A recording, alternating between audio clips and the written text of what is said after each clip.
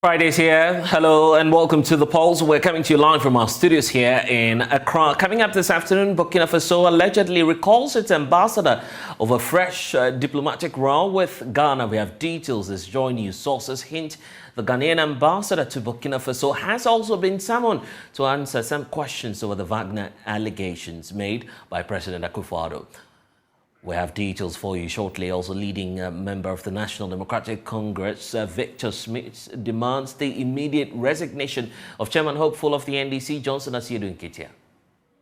Personally, Nese me paper 3 years and come and court on this one that Asiedu Nketia cannot contest. He should be disqualified from the. On what basis? No, he should be sanctioned in the party. What? There's more as we, of course, at your election headquarters look up to that contest. But General Mosquito insists that he will continue to lead the party. We'll see if he would become successful at tomorrow's Congress. And pressure is mounting on drivers to reduce transport fares as fuel prices drop significantly at the pumps. Fair. If we are not being fair to them, they are also not being fair to us. I was almost sure price neso my. I was almost sure because any boy even though saying we were complaining, but we cope with it and but this is the situation at the end no say no price no full on the so it's most share way fairness on my kakrana and Will engage the leadership of the Ghana Private Road Transport Union as a unanimous decision has been reached to reduce fares, yet it is to take effect. We'll get the very latest for you. This is The Pulse. The Pulse, as always, is brought to you by Global Communities Digni Lu Affordable Safe Sanitation. Don't forget that we're streaming live on all of our social media handles. We're also live on DSTV channel 421, Gold TV channel 144 on YouTube and other platforms that you can find online. We are JoyNews, independent, fearless and credible journalism. I am Blessed Sogah and welcome once again to The Pulse.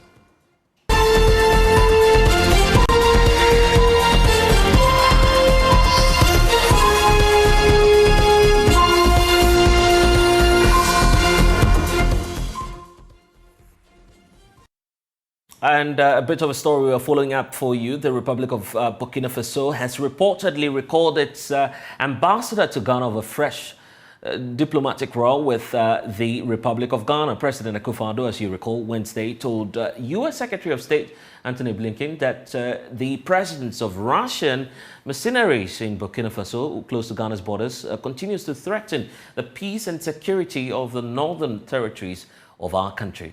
Well, we've been capturing all of the back and forth for you in this report. This is a very good occasion, but it's a particularly good occasion because it all started when President of Ghana, Nana Akufo-Addo, met U.S. Secretary of State Antony Blinken on the sidelines of the U.S.-Africa Summit. Today, Russian mercenaries are on our northern border. Burkina Faso has now entered into an arrangement to go along with Mali in employing the Wagner forces there. I believe a mine in southern Burkina has been allocated to them as a form of payment for their services. Prime Minister of Burkina Faso in the last 10 days has been in Moscow. And to have them operating on our northern border is particularly distressing for us in Ghana. Apart from not accepting the idea of President Akufo-Addo further called for partnership with the U.S. government in foiling what he sees as a growing threat to democracy in the West African sub-region. And therefore, they're now to have this group at our borders is a matter of some considerable disquiet and concern for us. We really like to have a privileged opportunity to talk about its implications and what we believe ought to be the case. But the move met the displeasure of the military junta in Burkina Faso, which has already recalled Burkinabe ambassador to Ghana, while summoning Ghana's top resident diplomat in the Sahelian country. The Russian government will make no pronouncement on the matter except to share the critical opinion of some Ghanaian experts who have called out the president for making a wrong move. But U.S. Ambassador to Ghana, Virginia Palmer, says the Wagner is acting as a proxy for the Russian state. Of course, just what's happening in Burkina Faso. Is the West or the East a part of the problem? You're being more diplomatic than I will be. I will be direct. I think, the Wagner is acting as a proxy for the Russian state. And I think that's dangerous for democracy and peace and security in the sub-region. For now, all of Ghana's officials remain tight-lipped, and it's unclear what remedial measures may be taken to resolve this diplomatic row. So that roundup of the activities for you. But this is becoming a diplomatic row as we are capturing it. I want to bring in now Colonel Festus Boaji, retired. Dr. Ishmael Honvo is also an international relations analyst with the University of Education, Winneba. Adib Sane is a security analyst. But I want to start off with you, Colonel retired Festus Boaji. Welcome to the polls. The president talks about the Wagner forces. I'm sure that many of us here in Ghana may not be aware of the extent to which this force is deadly to a country's security or national security, if we could put it that way. For those who are not aware about the operations, are you able to educate us on this Wagner forces that we're hearing of?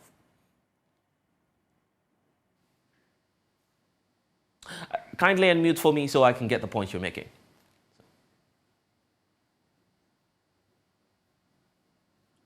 Thanks for having me. Now, the Wagner, arguably, is a paramilitary company or private security company, except that it has very close links with the Russian state and is reported to even have access to Russian defense institutions. So it is now present in a number of African countries, largely conflict-ridden countries like the Central African Republic, Burkina Faso that we're talking about. There has been some debate about their presence in Mali, Mozambique, and so on and so forth. Now, they are there in these countries at the invitation of the de facto governments. It is not that Russia on its own or of its own accord deployed these Wagner elements into those states. So as far as Ghana is concerned, I think we have bilateral relations with Burkina Faso, and we also relate to Burkina Faso multilaterally within the ECOWAS framework as well as within the African Union. If the presence of the Wagner in Burkina Faso is of concern to us, we have structures, regional structures within which to address the issue. First of all, we have the Accra Initiative, which met about a month ago. So we can use that framework to resolve whatever issues we have with Burkina over the presence of Wagner close to our borders. We have ECOWAS. Then we have the African Union. My concern over this diplomatic spat is why our leader, the government or the president, took this matter, which is the local issue, of course with sub-regional dimensions, all the way to the US-Africa Leadership Summit. All along, we have been seeing, especially when the president was the chairperson of the ECOWAS, using ECOWAS structures to try and resolve some of these issues. Is it that the president believes only in ECOWAS and other African structures when he is at the helm of affairs? And when he is not, then he seeks now to internationalize some of these issues by taking the issue all the way to Washington. What has happened in the process, therefore, is to bring... What did you say?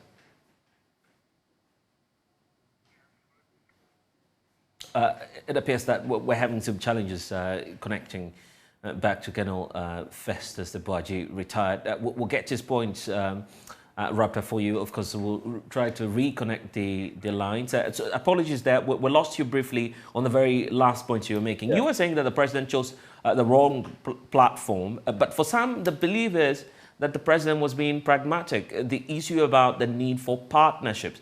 He describes America as, quote, a reliable partner. Is this not much more of cooperation to you than as you're trying to describe it to be a case of reporting a fellow African country? What was the objective of the U.S.-Africa Leadership Summit? What were some of the remarks that the U.S. president made? The theme, the main theme of the U.S. president's address is now trying to bring the governance factor into its discourses with African member states. And I've had reason to point out that the greatest threat to the stability of Africa and its member states is not the presence of Wagner on anybody's borders, nor the presence of terrorists. It is the weak governance structures which has compounded state fragility within the continent that now makes it liable to all of these threats. See, so there's nothing wrong with it. There may be nothing wrong with the president taking the issue to Washington. But I think charity should have started at home. We could have avoided this diplomatic spat with Burkina Faso. And even before I conclude that point, let me make it clear that the major conflict in West Africa over the long term were won as a result of close diplomatic relations among ECOWAS member states and the wider African states. I'm referring to both Liberia and Sierra Leone. We need Burkina Faso, good or bad, to be part of our approach to resolving any security threat within the Sahel. Of course, we have waited all these years, from about 2012 when Libya imploded, to about 2015, 2017, when the onslaught was now against Burkina Faso, to realize that no, Accra probably may not be safe. Then we have resorted to this tendency of Africa to be layering its security arrangement. So this Accra initiative, which only last November decided now to establish a task force which should be ready within 1 month. So already the task force should be ready. But I'm not sure whether it's ready, and I don't think it is ready. This Accra Initiative task force is in addition of the G5 Sahel, of which Burkina Faso and 4 or so other African countries in the Sahel are members. Then we have the multinational joint task force in the Lake Chad Basin region. Then we have a coalition of other groups fighting Al-Shabaab in Somalia. Regional security cannot be fragmented in that nature. It must be one of broader collaboration. And therefore, I think the Accra Initiative, which to my mind is not even recognized as yet, diplomatically, politically recognized by ECOWAS, and certainly not by the African Union, is not going to be the solution to Ghana's security problem. Okay, I want to take your thoughts on... Ghana needs a... Yeah, I want to take your thoughts on what it is that the president was specific about. The fact that the presence of the Wagner forces in the northern parts of our country, closer to the northern parts of our country, poses a security threat. Of course, you've been in the service for long, so it goes without saying that you have some appreciable knowledge on how secure our northern frontiers are. Do you feel that the president has got his intelligence reports right, or perhaps he may be relying on some other sources which may not or may be alien to that of our forces? Well, it will be a bit difficult to say whether the intelligence report that he has received is correct or not. But it could be subject to different interpretations. One interpretation is that the Wagner group in Burkina Faso was invited to Burkina Faso by the de facto government. Now, you cannot sit outside of the borders of Burkina Faso and determine whether that government is a good or bad or the right government or not the right government. Again, we could see the operations of Wagner as helping to stabilize Burkina Faso and therefore reduce the threat that the terrorist onslaught, poses to Ghana. But on the other hand also, it may very well be that when these terrorists come under pressure, as well as the displacements that the operations might entail, they could be pushed into Ghana and therefore could have other humanitarian security exigencies for the country. But the way to have gone about it was to closely collaborate with Burkina Faso, either bilaterally or multilaterally within the Accra Initiative, for which we have established structures to resolve that issue. I said it last night, and I don't think that the mere presence of Wagner within the territories of Burkina Faso in close proximity to our northern borders is necessarily a security threat to Ghana, unless we have intelligence that there have been cross-border incursions by Wagner into the territory of Ghana. And as of now, the government of Ghana has not told Ghanaians that Wagner has crossed our borders and has operated within our sovereign territory. So I hold a contrary view. And my view is that I don't think taking the Wagner issue, in other words, expanding this discourse, bringing Russia in and placing Russia against the US, and therefore bringing the Russian-Ukrainian war dynamics into West Africa as another proxy dynamic is going to be helpful to us. It's not going to be. Indeed, we are also a partner to Russia.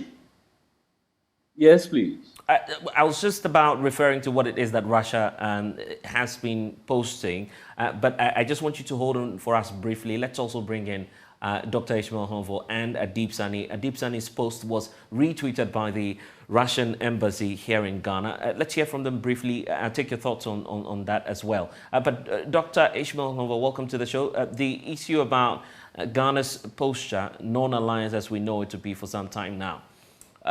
Are we beginning to depart from that, looking at the president's statement? And kindly unmute for me so I can hear you, sir.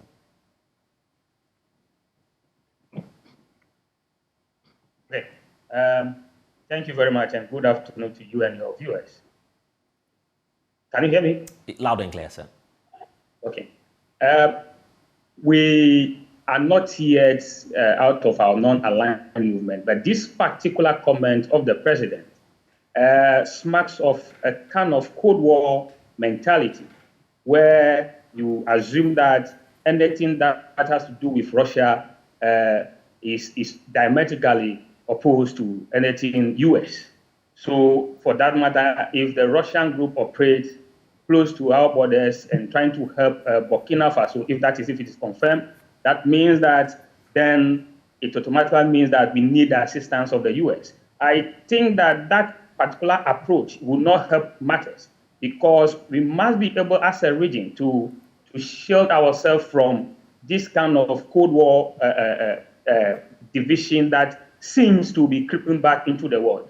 We still have very good relation with Russia, notwithstanding our stand. Of course, we are free to take our stand that the war in Ukraine is not what we want. That is fair. But to project it to areas such as our relation with Burkina Faso in relation to terrorism means that we are operating on a particular paradigm that view the whole thing as a new setup for Cold War. And if there is even a Cold War, it is not in our interest to kind of operate in that paradigm. We need Burkina Faso, we need all the states in West Africa to be able to address this issue of terrorism in the sub-region. So if we start in this manner antagonizing our neighbors, it will not help us in the long run. So I think that yes, we still maintain. Yeah, but the question is, what other options? But this particular comment. Yeah, I was just asking about yes, Doc, I was just asking about the options. What options did the president have? Some say that looking at our position, we need more military capacity, which we don't have. I mean, in terms of being adequate. So we need the help of bigger countries such as the United States, correct? You need help of the bigger countries, the United States, Russia. You need all of them. You don't only need one side. See, so we must maintain our position of being in the middle where you can call on any of them at any time for assistance. Now, if we take the issue very critically, assuming without admitting that Burkina Faso actually went in for this group, what is the intent? The intent is that they have been facing a major terrorist problem for a very long time. And as a sub-region, we were not able to give the necessary assistance to kind of curtail this onslaught of the terrorists. Therefore, as a country that is in need, they look at their options and perhaps they've chosen this option. Now, if this group is able to bring stability to Burkina Faso, it is also to our benefit. So we must not interpret it as if to say that the group is everything bad. So far as you engage that group, you have committed a kind of offense. Or so far as you engage with Russia, it's a kind of offense. That's how this comment seems to be like. And you see, it's not something that we should be championed based on our position, because the president was just recently the ECOWAS chairman, and then he was at the forefront of trying to find solution to most of the things that are happening in the sub-region. So if you have led the group throughout this period, if you have a concern with Burkina Faso, it is appropriate that you reach out to them to understand. Because if you look at the comment, he said, I believe that they have been given a mine in exchange. So it means that perhaps the intelligence he has is not even conclusive, because you are not very categorical in what exactly it is. Now, even if you have this intelligence about our neighbor Burkina Faso, the appropriate thing to do is to engage them as to what the intent is, what exactly the operational parameters of the group will be. If you do that, then Burkina Faso is still with you, because you cannot fight terrorism in Ghana without Burkina Faso. Okay, and indeed, how do we reverse? We need military. I'm just wondering, how do we reverse what's being created now? Of course, we still can reach out to Burkina Faso and dialogue with them and let them understand that, well, it is in the context of maybe trying to solicit the help of the U.S. to help all of us in the region.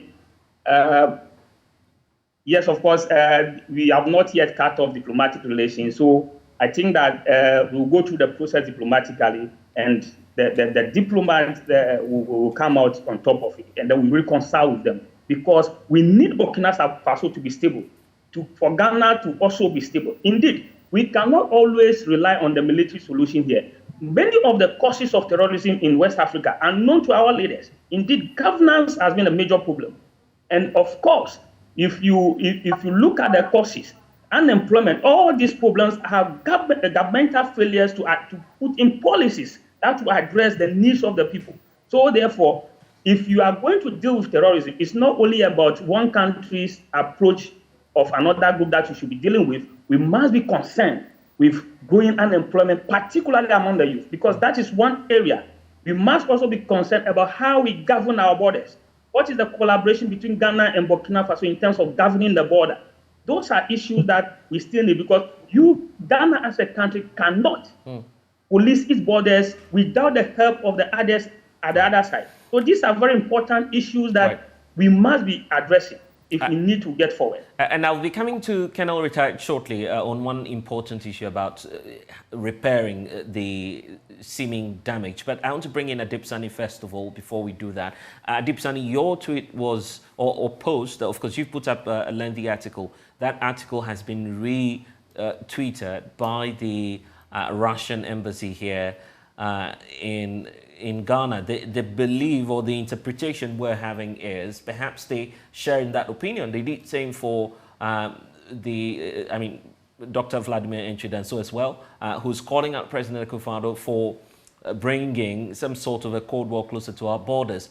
You say that the president is also jeopardizing with the country's security. How so? Well, we need Burkina Faso in protecting our northern frontier than the U.S.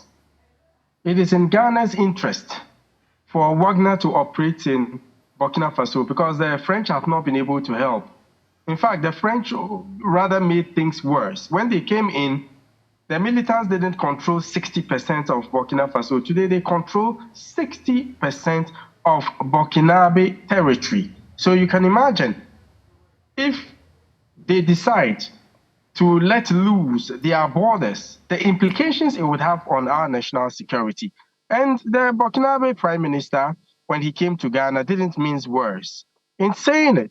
And if you feel what we are feeling, then you would know that action has to be taken to stem the tide of terrorism in West Africa. And I'm particularly shocked that, you know, the president, being a former diplomat and knowing the implications of certain comments, would say what he did, he said.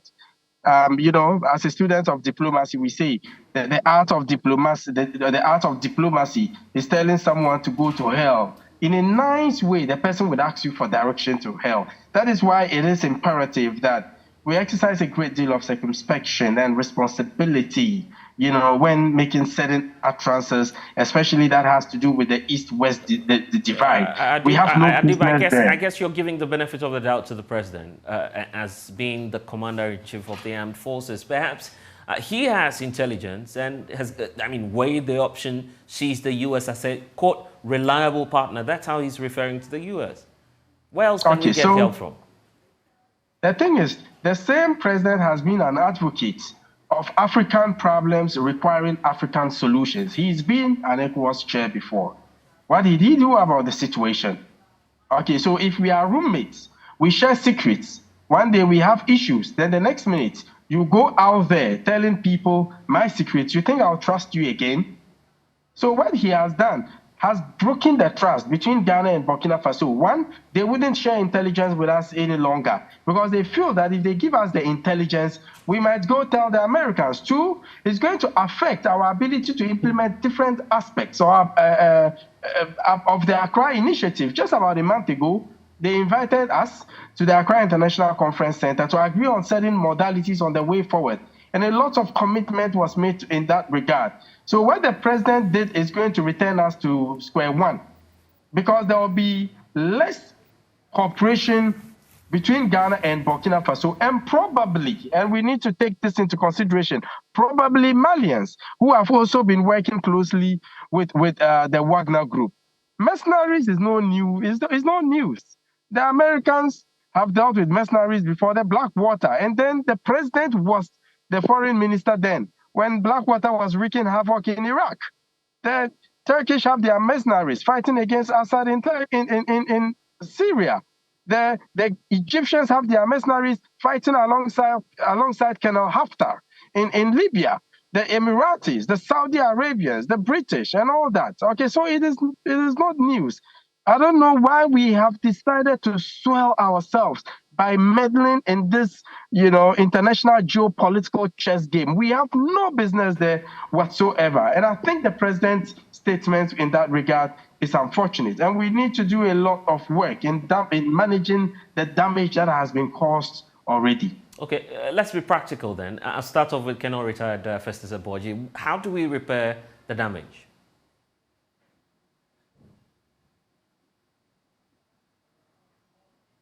Are you talking to me? Colonel, you'd have to unmute so we can hear the point you're making, Colonel. I have. I'm saying that, first of all, in spite of all that is happening, the president of Ghana, for that matter, Ghana has channels open to Ouagadougou through telephone calls, through our embassies, and so on and so forth. But because this has a regional or sub-regional context, the structures that ECOWAS has, we have a Council of the Wise, just like the Council of State, eminent citizens of West Africa drawn from some of the respective countries that could intervene in order to de-escalate the tension. We have the president of the commission, the senior civil servant of the ECOWAS commission, who could also step into the fray. But technically, we have the Mediation and Security Council, from the ministers of security, national security, defense, and so on, down to chiefs of defense and whatever it is and so on. All of these structures could play a role. Indeed, other citizens like Ambassador Ibn Chambers, who has headed ECOWAS, has headed the UN office in the Sahel and West Africa and so on, could all play a role. In the long run, we need the two parties, Ghana and Ghana and Burkina Faso, to sit together and resolve this. And I think we should also desist going forward from internationalizing issues with our neighbors. That is not the way to resolve bilateral issues. And as some of my colleagues have said, nobody can point us to the presence of Western partners in Africa, in West Africa, anywhere in the world that has helped to resolve, substantively and permanently or sustainably the security issues that we have. What Wagner is doing, as Adib said, could not be done by France. They've not been able to do it. Now they've hung their gloves and they have signaled that they are leaving West Africa. So each country has to find its own mechanisms to resolve its issues. And in Burkina Faso, because the rest of us were aloof, calling ourselves coastal states and allowing Burkina Faso, to deal with its own devices, then let us respect whatever decisions they've made. And let me probably end on this note, that the question of paying for security assistance with mining concessions is not new in Africa. During the Mano region area conflicts in Liberia and Sierra Leone, even British mercenary groups, Sandline International, were giving mining concessions, diamond concessions, to pay for their security assistance to Kaba and Co. So there's nothing new. It's happening in the DRC, it's happening in the, Central African Republic. If a sovereign state decides that I cannot pay you in dollars or gold, but I've got minerals, you go and mine and pay for whatever it is. It's like Ghana saying that I'm going to use gold to buy petroleum. Nobody anywhere in the world can take Ghana to task and say, why are you not using dollars to pay for your petroleum supplies? So I think we need to respect the sovereignty of our neighbors. Would it be prudent to have the president? Would it be prudent to have the president apologize publicly on this? He could do that in different ways. He could retract through his Ministry of Foreign Affairs or Minister for Foreign Affairs and so on. He could send a high-level delegation to Ouagadougou to try and mend verses and so on and so forth. But the signaling that you don't take African issues, that you have not tabled in Abuja, you have not tabled, or even if you did, you have not pursued in Addis Ababa, all the way to Washington. You don't do that. It's a clear declaration that you have lost confidence in the structure that one of my colleagues said, finding African solutions to African problems. And the fact of the matter remains that no Western partner can help Ghana, Burkina Faso, Mali, Niger, Nigeria to deal with the security problems that we have. Nobody. It's ourselves, like we did in Liberia, we did in Sierra Leone, who should find the solutions, but permanently, on a sustainable basis. Let's address the governance deficits. You may argue with me that Ghana is democratic. I have been known to be saying that democracy is not an absolute. It's a spectrum. You say, and the democracy that we have could one day fall prey to the circumstances of Burkina Faso. The dynamics, the driving factors of terrorism, violent extremism, radicalization are all present in our society. We need to deepen governance, the respect for human rights, democratic accountability, and so on and so forth. That is how we prevent the kind of situation that we are in. But as for Wagner, I don't think Wagner is ever going to cross into Ghanaian territory 1 inch, whether in pursuit of terrorists or whatever. Indeed, I hold the view, and I stand to be corrected, that Wagner's presence on our northern borders will rather help to stabilize Burkina Faso territory in close proximity to our borders. So we can have the time and the space to look for some constructive, substantive security responses if and when the terrorists choose to attack Ghana. If there's anything the president is confirming, he's clearly telling us that the northern borders of our country may not be safe. How do we assure residents of the area, or what moves do we make by our security agencies to restore confidence in terms of security-wise in the area? Well, there are several ways. One of the positions that I hold has been alluded to, that the issues of instability are not only, or should not only be seen through security lenses.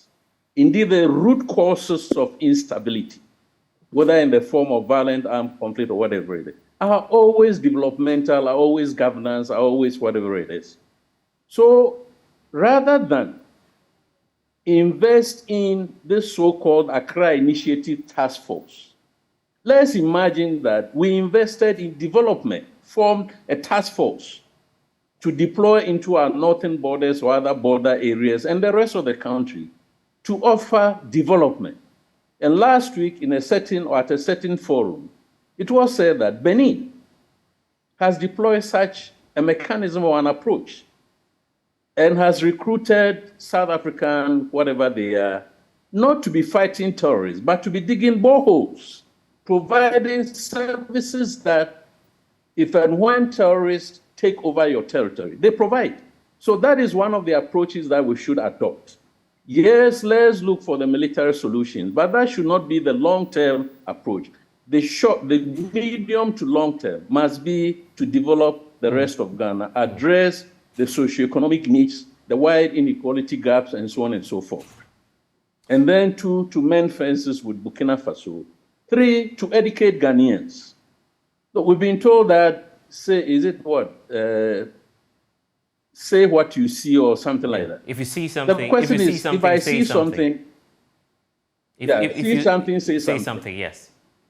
Now, what exactly are the citizens to see? Is it that they must look for grenades, pistols? Do they know what explosive devices are? When they see a terrorist, can they identify who a terrorist is? When people are now struggling to survive. So the whole approach, even that architecture itself, is not foolproof. It's just like slogans thrown into the mix, which may not help. I don't know exactly what it is that we have on the borders, but of course we have our immigration services there. And I want to believe that we have plainclothes, whatever security elements there. We have other uniformed personnel, deployed in different guises. We may have gadgets, technology, and so on and so forth. But all of that may not 100%, protect us against the onslaught of terrorists. The history of the Sahel shows that wherever the terrorists have come, they have latched onto existing fault lines, which could be historical, which could be religious, which could be racial, which would be socioeconomic. So rather than fear the presence of Wagner and the terrorists, can we look for some of these cleavages in our society? What are they? That if anybody comes, they are going to use to radicalize in order to turn them into violent extremists, to attack their own state or their own government. That is what we should be doing, but I'm not seeing that. Right. And last week, somewhere I pointed out that look at the national strategy for countering violent extremism and terrorism. Look for the portion which says that one of the approaches will be to resource local government. That is theory. It's academic. But ask yourself in practice, have we resourced local governments to provide the services that the local populations need? Our priorities are elsewhere. The priority is building a cathedral. It is not providing boreholes. It is not fixing schools. And over the recent past weeks, we've seen a number of schools that you have been showing, dilapidated, So priority misplacement is part of the problem. But why are the priorities misplaced? sometimes it's for personal gain. Sometimes for personal gain, not for the welfare and the well-being of the citizen who is the sovereign of this state. And we need to get the priorities right. So far, I don't think that our priorities are right. There are so many things we've done, continue to do, which sound nice, but in the long run, that do not, accrue to stability and sustainable peace and so on. Right.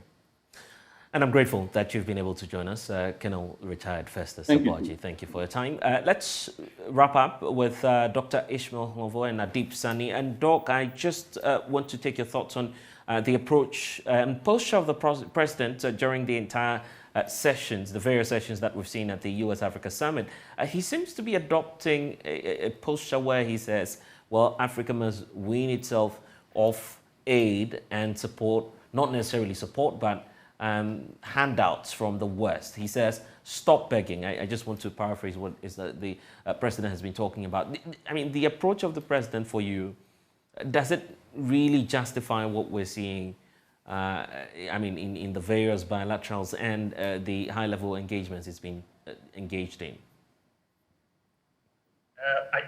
I think that the president seems to be saying one thing and then committing to another. In the sense that even as we see with this comment on Burkina Faso, he's trying to get the US to support Ghana in providing security. Of course, when you run an economy that is virtually dependent on foreign aid, yes, you may have a future position where you think that Africa must get rid itself of foreign aid. But as it is now, it is impossible to totally do away with foreign aid. So you will still have to negotiate with foreign parties in order to address some of your challenges. But of course, he may be right in calling to African leaders, we need to build structures and systems that allow us to get out of aid. So I want to understand his comment within the broader context of the futuristic Africa, where we are able to finance ourselves without aid. But if you look at it critically as it is now, his comment and what we do seems to be totally opposite. And of course, when you come back to the issue of Burkina Faso, I would expect that if we will get ourselves rid of foreign interest or foreign aid and other sort of foreign assistance, then one, you should be able to address Burkina Faso without calling for foreign assistance. You must be able to engage your brother in the north without calling for foreign assistance. That is one way to demonstrate that the words you are preaching to Africans are actually what you meant. But if you, on one breath, say that let's get ourselves independent of them, and then on another breath, you are virtually putting your neighbor to the sword. It's as if you are becoming a contradiction, which is not what we all expect of our president. So I think that going forward, the few things must be done quickly. The Minister of Foreign Affairs must put out a statement there to kind of reassure Burkina Faso of our support in trying to deal with this terrorist thing. And of course, we must begin to look at how we can strengthen border governance, not only in terms of putting personnel on the border. We must be able, as it were, to look at border areas as areas of particular interest. What has happened is that most African countries, the state is very present in areas where there's resource extraction. So a border post where people pass and can pay revenue, a lot of state security apparatus is there. But in remote areas, the state is virtually absent. So those people are left to these groups, and when they come in, they settle there, provide them with social infrastructure. And that is how they're able to win people. So we must begin to work with our brothers to demonstrate what the president is saying. We must be able to work with all the other African countries around us so that we will give substance to our position that Africans need to find African solution to their problem. But currently, of course, the one engagement talks about being independent, then another engagement talks about we need your help to deal with terrorism because our brothers have gone to Russia. This is not appropriate as it is. So I think that the whole process have not been that managed well in terms of consistency in what we are seeing. Right. Dr. Hangover, thank you for joining us here on The Pulse. And a bit of an update for you. When the West Africa Center for Counter-Extremism has put out a statement on the latest development. We'll bring you excerpts of what it is that the group has been raising, pointing out some martyrs. But I want to bring in also now, of course, the executive director for that center, Mukhtar Mumuni Mukhtar. He's joining alongside Adib Sani, who's on with us. Just before I come to Adib, Mukhtar Mumuni Mukhtar, you've issued a statement. What are the key considerations now for you, knowing that the matter has degenerated? Now we have Burkina Faso recalling their ambassador for some more consultations. Okay. Well, as we are learning now, we're seeing that this matter seems to be escalating in terms of the rift that it brings with it.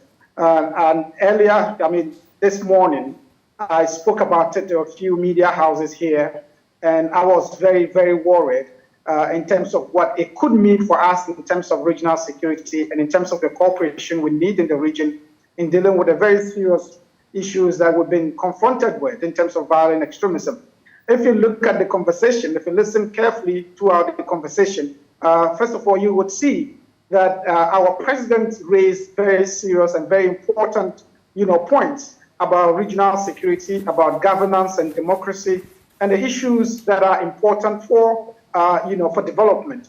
Unfortunately, the very preliminary comments relating to the presence of Russia, Wagner's presence in Burkina Faso, in Mali, seem to have taken away a lot from that supposedly very good conversation. And for that, I think it was a big miscalculation or a misjudgment on the part of our president. What we need to do now is to have, for instance, maybe the Foreign Affairs Ministry to try to sanitize conversation around it. Other than that, we are in a situation where we should be expecting escalation of this problem going forward. What are the likely implications from the perspective of your center?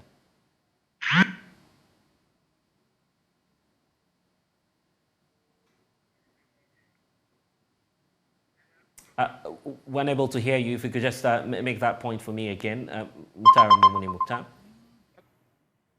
If you could just make the point for me again, kindly unmute. Okay, we've lost Mukhtar there. Adib, let's bring you back and let's look at the way forward. What is, first of all, your interpretation of the decision by the foreign mission, I mean the Russian mission here in Ghana, to put out your statement? Is it the case, and do you deduce that they side with you, the fact that you believe the president is jeopardizing, of course, the country's security? Is that what you see through what's been done online? There's no denying that fact. I'm not surprised, because mostly when I put up, statements, I have a number of missions picking it up and putting it on their social media handles. So I'm not surprised about this. However, first of all, we have to accept the fact that what happened is a major, monumental diplomatic gaffe. It is a monumental diplomatic gaffe, and we have to accept it. Then we can come out with ways to deal with it.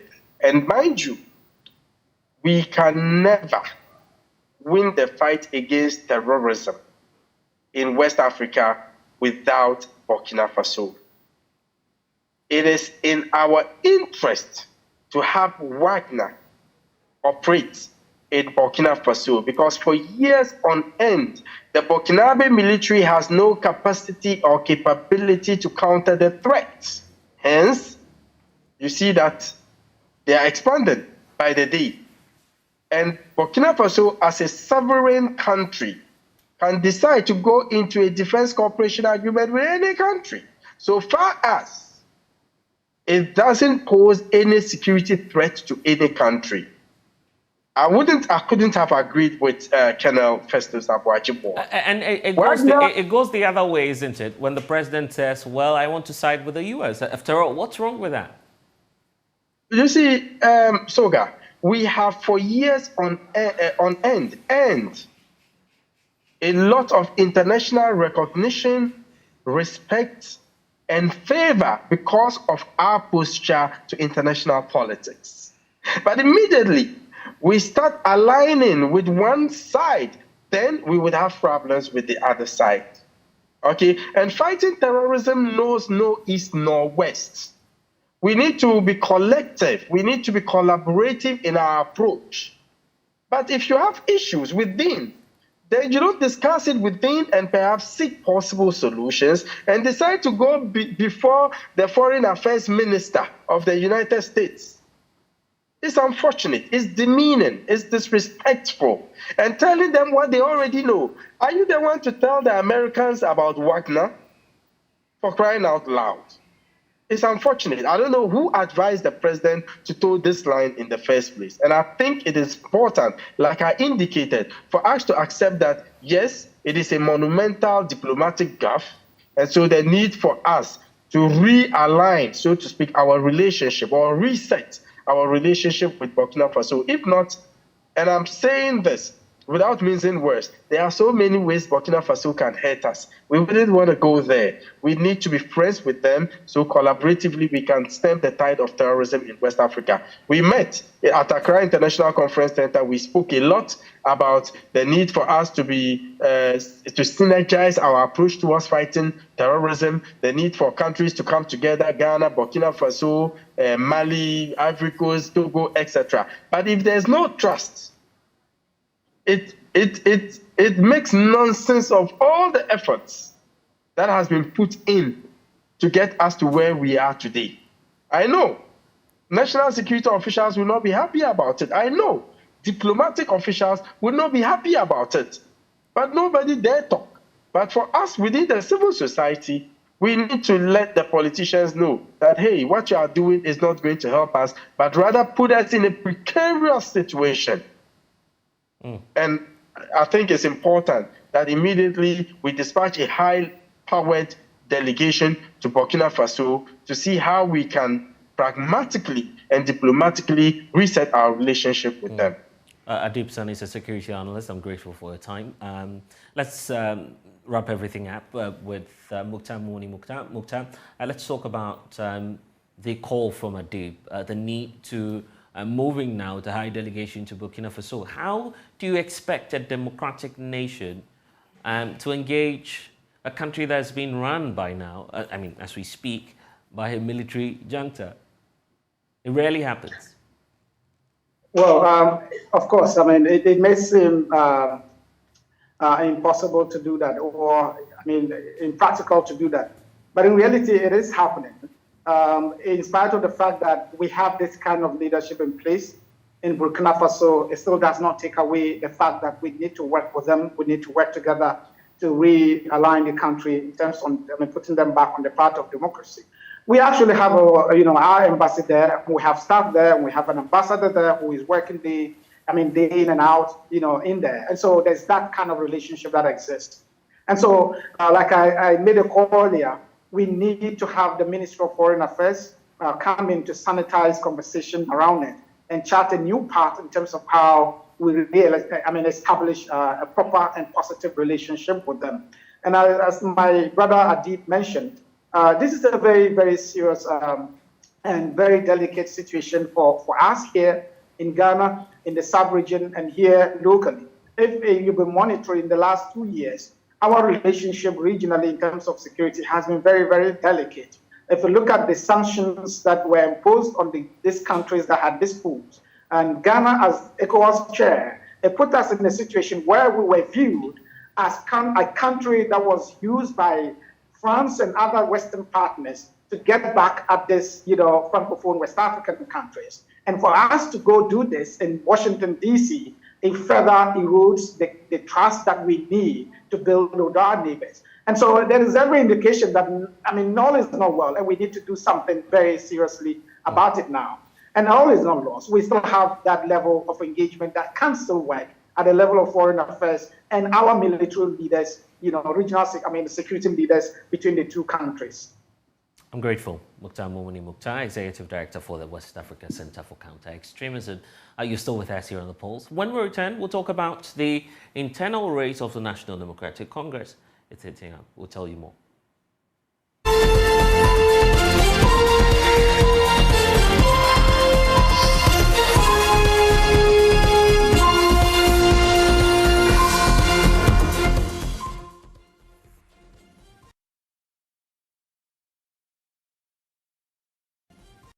Hey, welcome back this afternoon. Leading member of the National Democratic Congress, Victor Smith, is demanding the immediate resignation of Chairman Hopeful Johnson Asiedu Nketia. The former High Commissioner to the United Kingdom says General Mosquito betrayed the trust and secrecy of the party. His comments come on the back of a leaked audio in which Asiedu Nketia suggested that the NDC did not have adequate evidence in the 2020 presidential election trial, but still chose to challenge the results. Asiedu Nketia is facing it off with the incumbent chairperson of the party, Samuel Ofosu-Ampofo, and two others.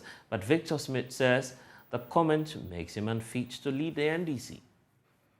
Asiedu Nketia was the chief executive of the party. He was there.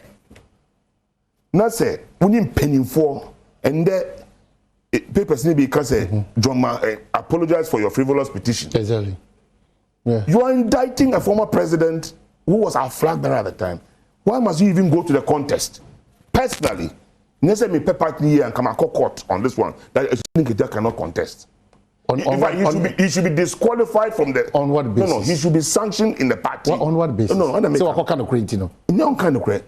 The party's constitution, Article 8, it says, and if you will permit me to read that one, it says a party member may be subjected or may be made subject to party discipline for any of the following. 1, breach of any of the provisions of this constitution. 2, anti-party conduct. This is anti-party conduct. Or activities likely to embarrass the party or bring the party into hatred, ridicule, or contempt. He has done that. Forget about insubordination and negligence. The other one says unauthorized disclosure of confidential party information. These are part of your rules and regulations in government. Of the constitution, NDC constitution. You should be sanctioned. What he has done is a sanctionable offense by no less a person than the chief executive of our party. And a serious matter. The NDC delegates, but this man cannot take part in our elections, in my opinion. He should be sanctioned on no one, and if he wasn't contesting, that's somebody went and spoke that. Was sanctioned as the chief executive.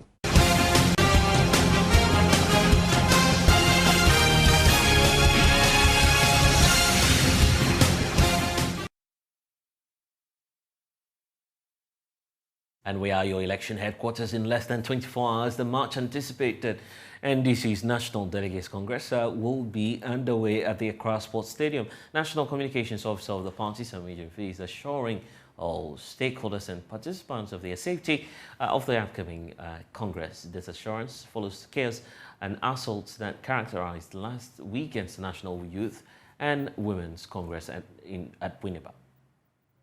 National Youth and Women's Congress was marred with violent disturbances causing injury to 3 persons and destruction of property. Police intervention helped calm the situation for the process to continue. The incumbent communication officer, Sami Jemfi, says the party has taken a cue from the violent clashes and has made provision for enhanced security.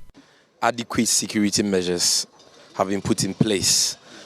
We are working with the police, the Ghana Police Service. Our internal party security will be here to also complement their efforts.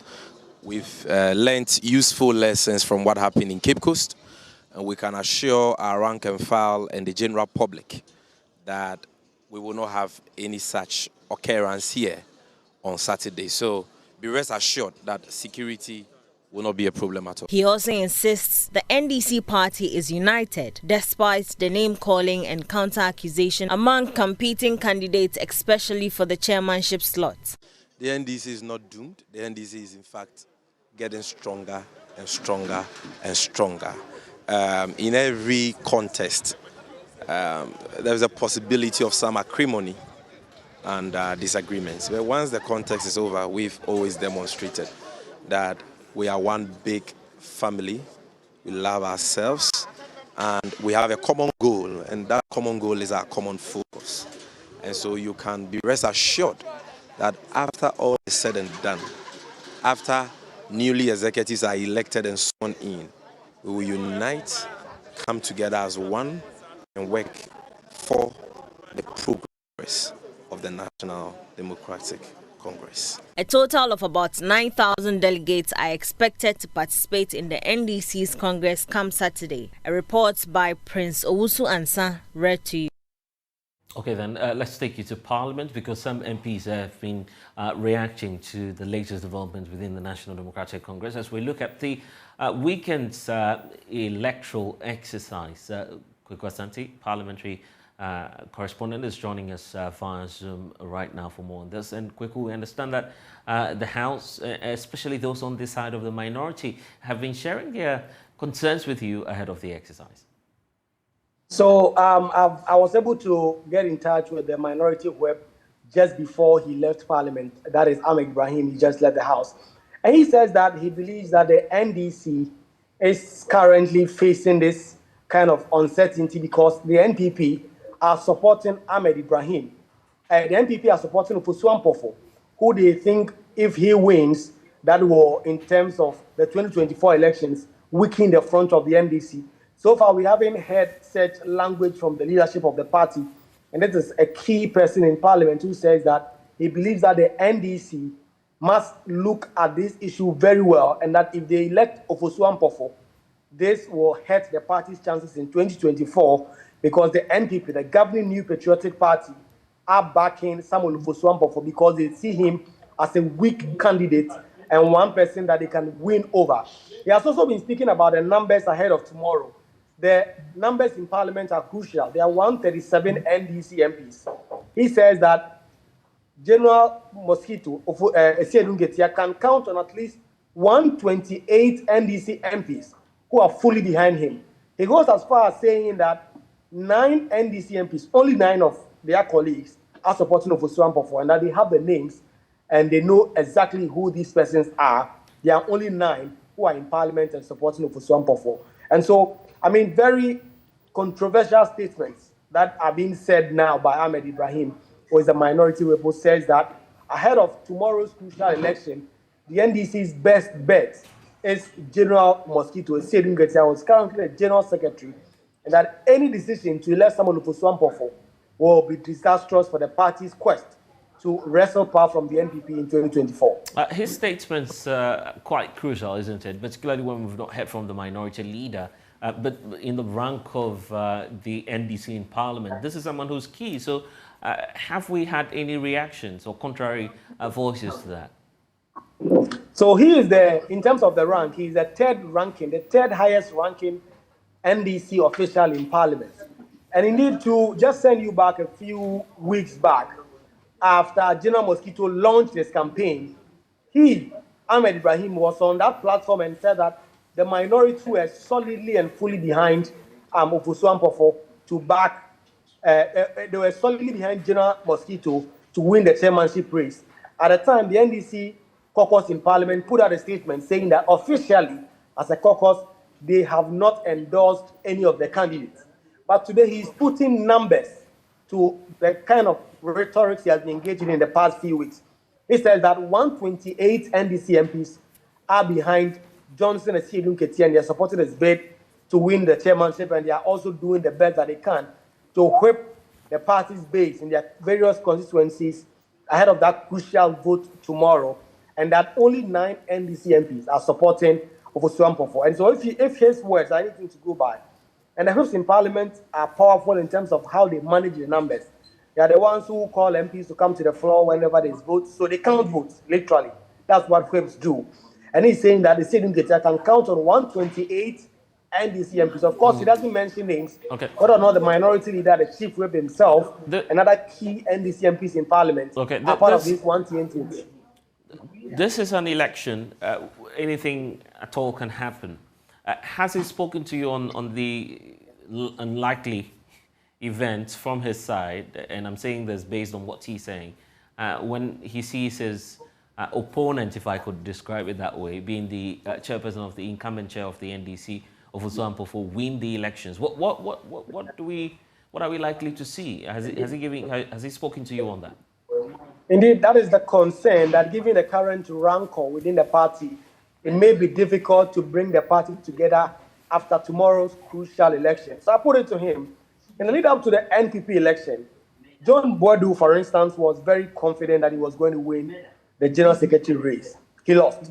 And so is the camp of Esiedun Ketia preparing for a possible defeat in the hands of Samuel Osuampofo? He says that that's not something they are even looking at, because according to any and every projections that they have made, Esiedun Ketia will tomorrow floor Osuampofo, and that Osuampofo is getting this NPP support because they see him as weak, and that is the only reason why Osuampofo is still in the race, because of that NPP support he's garnered. But the rank and file of the party are going to go with Johnson Esiedun Ketia in tomorrow's election. Sogah, Parliamentary correspondent for JoyNews. We're grateful, and of course be on the lookout for our coverage. This is your election headquarters. We'll be there to bring you all the action plus analysis here on the JoyNews channel. You want to stay with your election headquarters.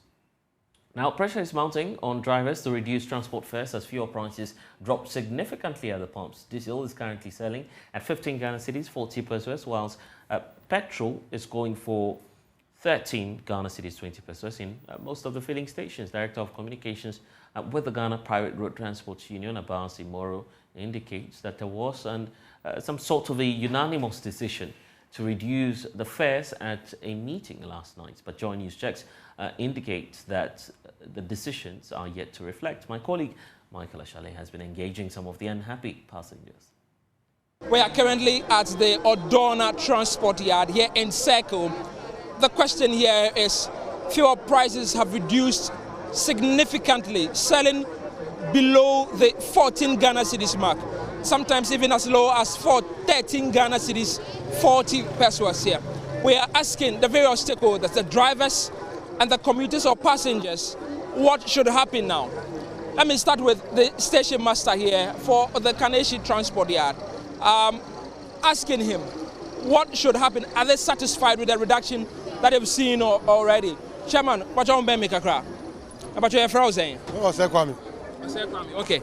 Chairman, anti fuel batform drivers. I am Modana. Oh, hey, they're back and forth. About 4 o'clock here.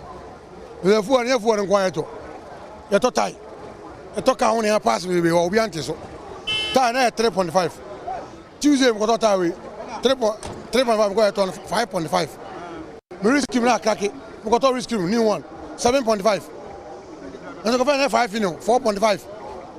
Obianti Biaso, do get a full at $20 first one. No, this is one too. I thought I never work out one. I mean, I was looking for 10 months. Fine, that's about it. It's just anything to somebody. We have a tie, brand new tobacco 5.5. We were first at 3.5. Almost 5.5, 6 million. No boy, you don't have one here. I go for a clear. Omugana was looking for. Omunama and the man of Janaco Brazil.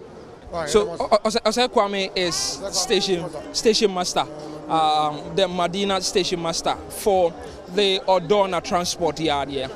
He tells me it's a difficult situation for them, and conversations on reducing transport fares, although fuel prices have seen a significant decrease, should not be entertained yet. He wants spare parts to also be reduced before this conversation can be entertained. But what passengers understand it the way he's explaining it. For some passengers, they want the decrement in fuel prices to follow as soon as possible. That's a loading vehicle here. Let's ask some of them inside of it. What should happen now that fuel prices have seen a significant decrement over the last 2 weeks here? Let me ask some of them. So, Embra form and Encostro. Embra form. I didn't Embra form. Because so much so. Mati denso. Petrol no so. But almost your mugusu bro, and someone to mean to so my was here. But I say I'm to so because Tamamu the big count on that. Almost say na that. Also to so no artist so yes I bread. So he is telling me that the argument of the drivers cannot be bought just yet, because at the time, every increment in fuel prices, they had to bear the brunt of it, they had to pay the difference immediately. So why wouldn't that same apply to the situation when transport, fuel prices, I beg your pardon, rather, has been reduced not long ago, shortly. So let's find out from some more passengers what exactly they make of the current situation here at the new plant transport here. Madam Cecilia, fuel prices are baffled. What do you think? You think transport fares should remain where it is or should go down? Amonte so fair na no den dodo so ya fuel so amonte so yen na system no yenim se na yetie ne boy ye den no mo je no yete ase na yetu an se fuel aba from amonte so e mo mfa an spare pass born na ye den tina still omonte e was say government na de ne 9 fuel normal GPRTU for enkasa no amonte fair ne so no den dodo. Time now almost more no. How did it impact you? We have no option because that time no fuel no none ball was strong until we have to pay. But this is the situation I have to fuel on this until also almost so doing ya kakra no mo tete fairness on my because sometimes the penifo no mo mfa cars ni binto mo hu se na etie but yen passengers na de bia ye koba ni de bia no e ha adwen we government work and salary se na etie sa na etie yen tu mu ye yen ne hweye but salary no se na etie sa transportation no kwa na e cost nto mo hwe no mo nte so ma yen na ye bre.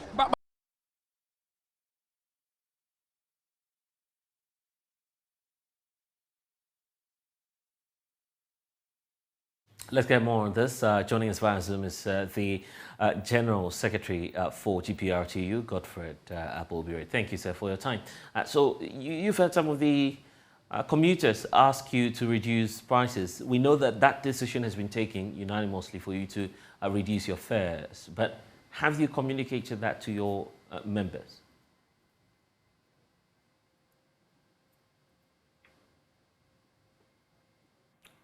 Godfred, if you can hear me, I'm just asking if you've asked your members. You've taken the decision on all right, but some of your members may not be aware that indeed you've directed them to reduce the fares. Have you started engaging them on this? Well, let me say good evening to your listeners first. You know, I think I heard the conversation and I heard the outreach contact to the passengers and then some of the drivers.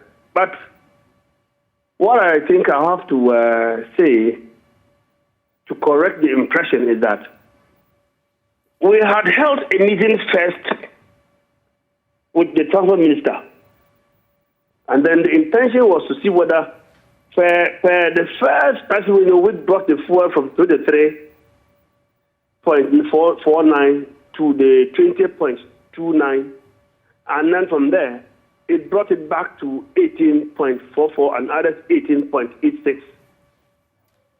We held a meeting with the minister with the intention to speak to all operators to see whether they could reduce the fares once the fuel prices had come down.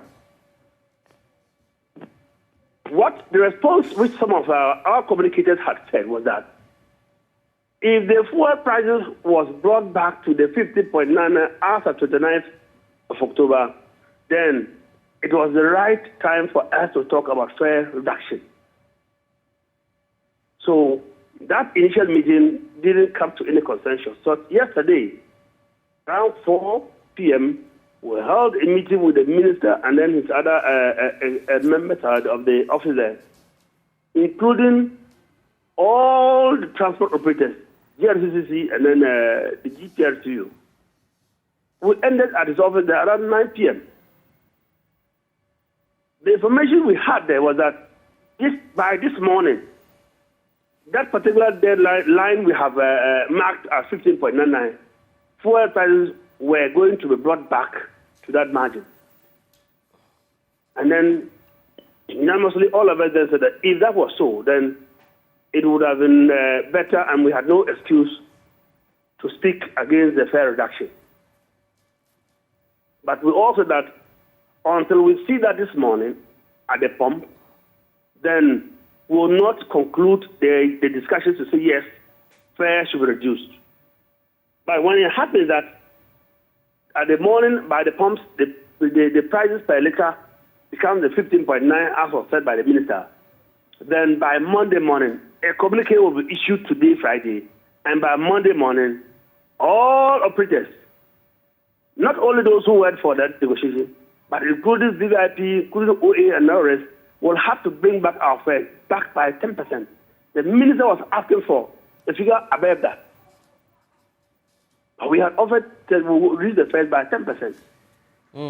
So we are sure that, yes, the fuel price, as we were told, had really come back to the margin that did you give a condition to your members? Is that what you did?